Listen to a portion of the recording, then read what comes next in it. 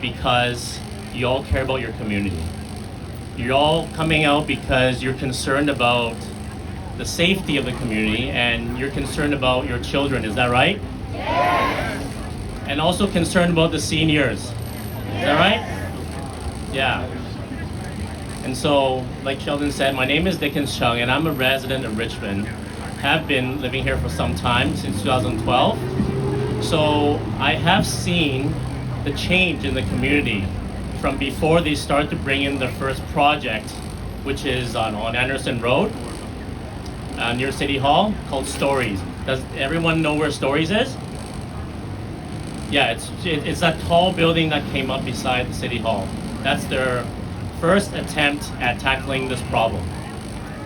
And so before they built that building, everything was very peaceful. You know that Richmond is a very law-abiding, very peaceful, very great community for raising families, right? And we want to keep it that way. Yes. But after they built Stories, we start to see a lot more criminal activity. We start to see police cars and ambulances driving up to the building. And we're wondering, hey, what's going on? How come there's all these emergency services all of a sudden coming all the time? And we realize that it's because this housing unit has been attracting people who are suffering from mental health issues and drug addiction to come to Richmond. Instead of helping them out of their addictions, they just decide, let's just build some nice housing and just put them there and leave them there and keep letting them use drugs and enable them. And who's enabling them? It's our premier. He's enabling them. And also our city councilors are complacent and complicit in this because they don't say anything against it. And so what we need to do is really take a step back and look at the problem and realize that we need to take a more comprehensive approach to helping the people that we need to help in society.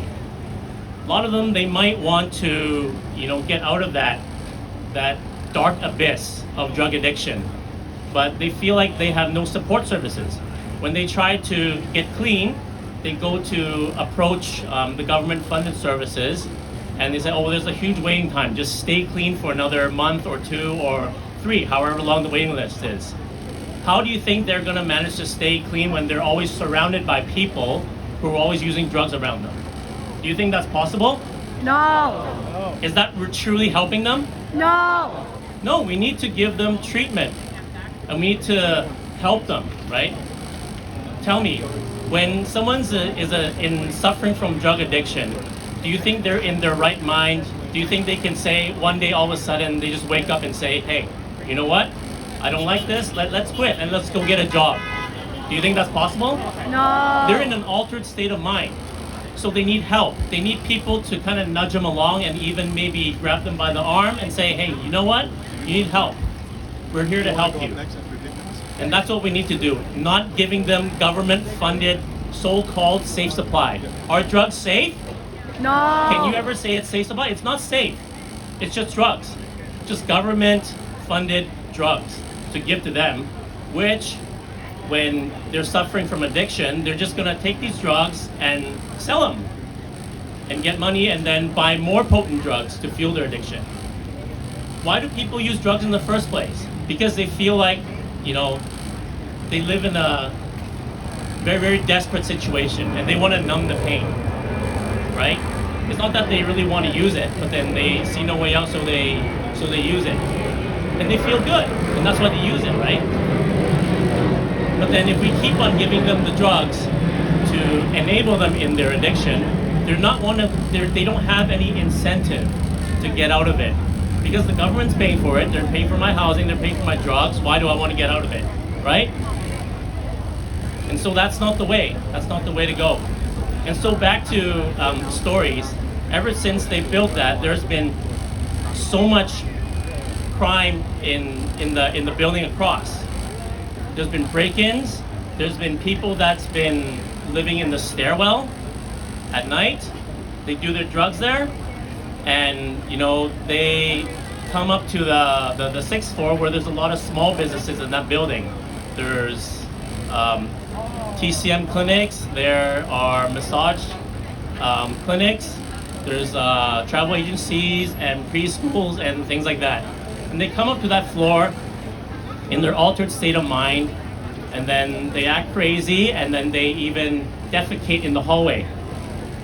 They poo in the hallway. They urinate in the hallway. Tell me, how will businesses continue to do business if they have people always urinating and defecating around? It is, right? We need to help them. They can't even control themselves. And then, after they built Stories in 2017, they built the TMH in 2019. And Sheldon can speak a little bit more about that. Yeah, so when the TMH went up, back in 2018 is when it went to council, and then it got erected in 2019.